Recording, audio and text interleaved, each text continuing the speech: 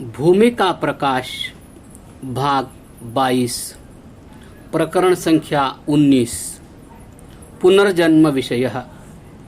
ओम असुनीते पुनरस्मासु चक्षुः पुनः प्राणमिह नो देहि भोगम जो कपश्येम सूर्यमुच्चरन्तमनुमते मृळया नः स्वस्ति। ऋग्वेद। इस मंत्र में पूर्व जन्म और पुनर्जन्म का वर्णन है। हे सुखदायक परमेश्वर, आप कृपा करके पुनर्जन्म में हमारे शरीर में नेत्रादि उत्तम इंद्रियां स्थापित कीजिए।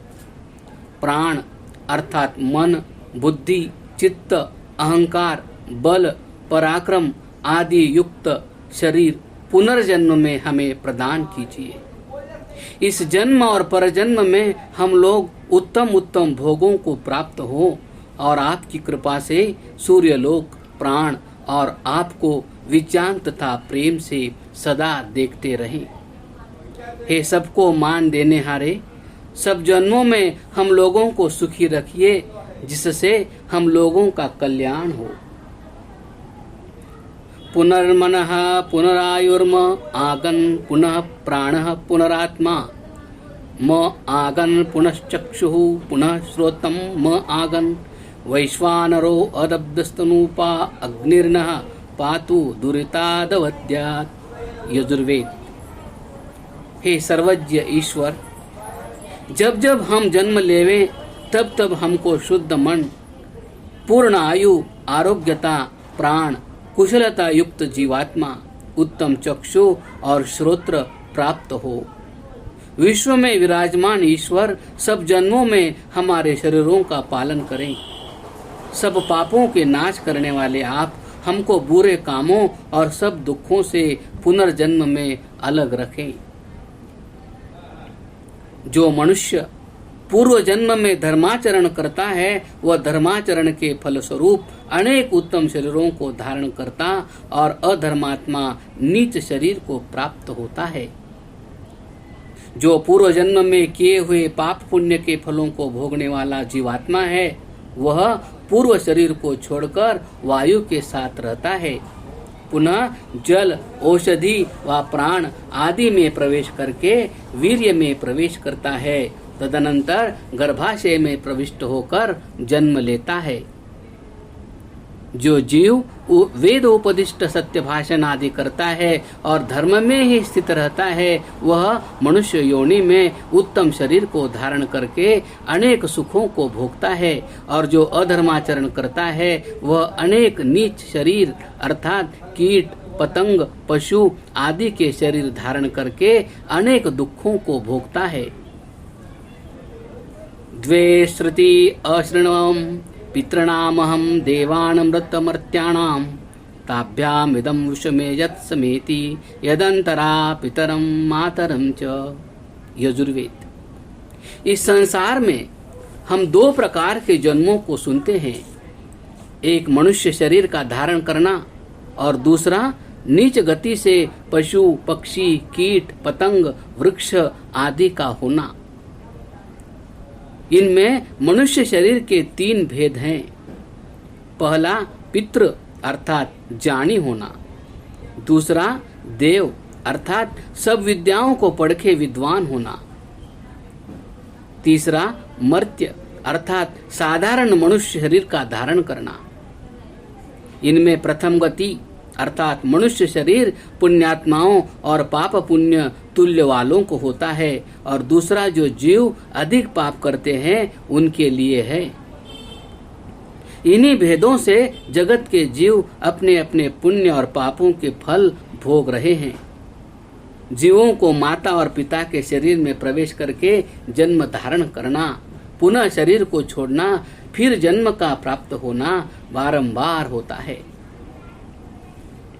वेदों की भांति निरुक्त में भी पुनर्जन्म का प्रतिपादन है। मृतश्चाहं पुनर्जातो जातश्चाहं पुनर्मृतः नाना योनि सहस्राणि मयोषितानि ज्ञानी वै आहारा विविधा भुक्ताः पीता नानाविधाः स्तनाः मातरो त्रिविधा दृष्टाः पितरः सुहृदस्तथा अवाङ्मुख पीड्यमानो जंतुश्चैव समन्वितः। निरुक्त।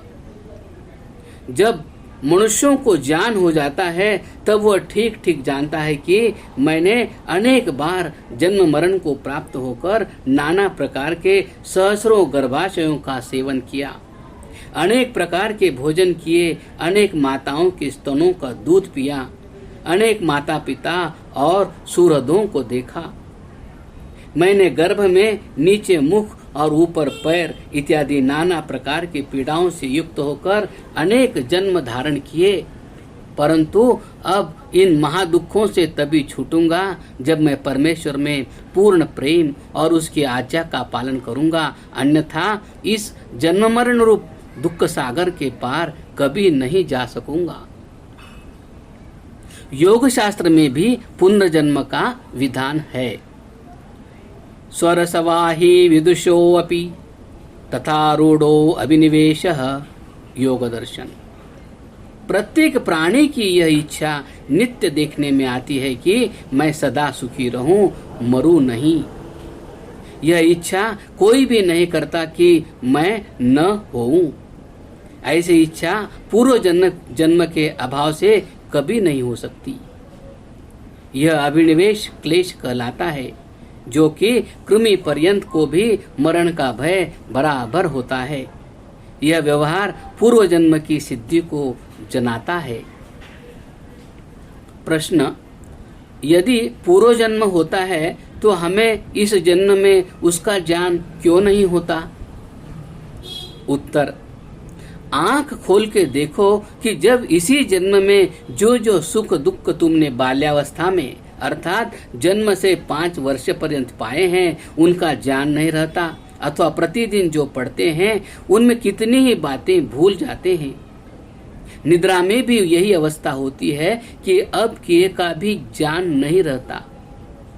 जब इसी जन्म के व्यवहारों को इसी शरीर में भूल जाते हैं तब पूर्व शरीर के व्यवहारों का ज्ञान कैसे रह सकता है? प्रश्न: जब हमें पूर्व जन्म के पाप पुण्य का ज्ञान नहीं होता और ईश्वर उनका फल सुख व दुख देता है, तब इससे ईश्वर का न्याय व जीवों का सुधार कभी नहीं हो सकता है। उत्तर: ज्ञान 2 प्रकार का होता है, एक प्रत्यक्ष और दूसरा अनुमान आदि से। जैसे एक वैद्य और दूसरा अवैद्य, इन दोनों को ज्वर आने से वैद्य तो इसका पूर्व निदान जान लेता है, दूसरा नहीं जान सकता, परंतु उस पूर्व कुपत्य का कार्य जो ज्वर है वो दोनों को प्रत्यक्ष होता है। अतः अवैद्य भी यह जान लेता है कि किसी कुपत्य से ही मुझे यह ज्वर हुआ है। इसमें इतना विशेष है कि विद्वान ठीक ठीक रोग के कारण और कार्य को निश्चित करके जानता है, और वह अविद्वान कार्य को तो ठीक ठीक जानता है परंतु कारण में उसको यथावत निश्चय नहीं होता।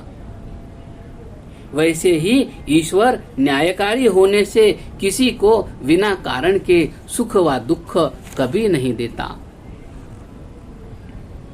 जब हमें पुण्य पाप का कार्य सुख और दुख प्रत्यक्ष है तब हमें ठीक ठीक निश्चय होता है कि पूर्व जन्म के पाप पुण्यों के बिना उत्तम, मध्यम और नीच शरीर तथा बुद्धि आदि पदार्थ कभी नहीं मिल सकते। इससे हम लोग निश्चय करके जानते हैं कि ईश्वर का न्याय और हमारा सुधार ये दोनों काम यथावत बनते हैं। प्रकरण संख्या 19 पुनर्जन्म विषय समाप्त।